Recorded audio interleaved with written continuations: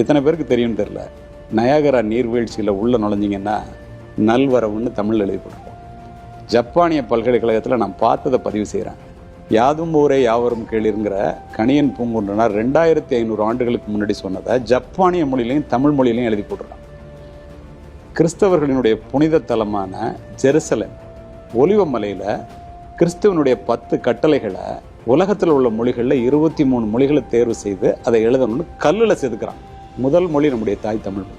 மகாத்மா காந்திக்கும் டால்ஸ்டாய்க்கும் உறவு இருந்தது, கடித உறவு இருந்தது. நீங்கள் சொன்ன அன்பு, கருணை, காதல்னா இதெல்லாம் அவர் மகாத்மா காந்தி படித்து ரொம்ப அதை பற்றி வியந்தவர். கல்கட்டா விமான நிலையத்தில் டால்ஸ்டாய் முதல் இந்தியாவுக்கு வரும்போது போய் பார்க்க போகிறார்.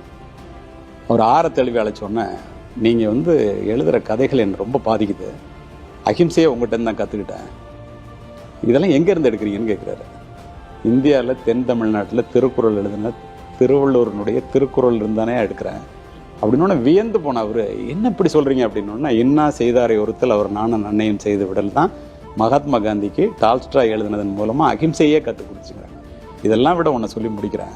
மார்ட்டின் சைபர் ஸ்மித்னு சொல்லி ஒரு மிகப்பெரிய மனிதர். அவர் இந்த தமிழ் மொழியில் ஆய்வு பண்ணுறவர். உலக மொழிகள் எல்லாத்தையும் ஆய்வு பண்ணிட்டு தமிழ் மொழிக்கு வர்றாரு. உலக மொழிகளில் 400 மொழிகளை தேர்ந்தெடுத்து a guide to 20th century world லிட்ரேச்சர்னு ஒரு புத்தகம் எழுதியிருக்காரு. 400 மொழிகளை தேர்ந்தெடுத்து ஒவ்வொரு மொழிக்கும் ஒவ்வொரு பேரா 4 லைன் எழுதுறாரு. தாய் தமிழ் மொழிக்கு மட்டும் 3 பக்கத்தை எழுதியிருக்காரு. யாயும் யாயும் யாராகியரோ எந்தையும் நுந்தையும் எம்முறை கேளிர் யானும் நீயும் எவ்வளி அரிதும் செம்புல பேர் நீர் போல அன்புடை நெஞ்சம் தாம் கலந்தனவேன்னு குறுந்தொகை பாட்டு அதில் எழுதுறாரு. யார்? ஆங்கிலேயர்.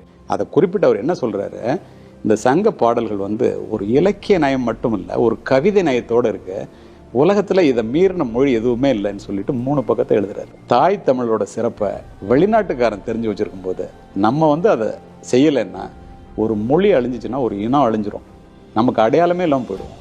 இதை இந்த இளைய சமுதாயம் என்ன வேணாலும் படிக்கட்டும், எல்லா மொழிகளையும் நேசிப்போம், தாய் தமிழை மட்டும் சுவாசிப்போம்.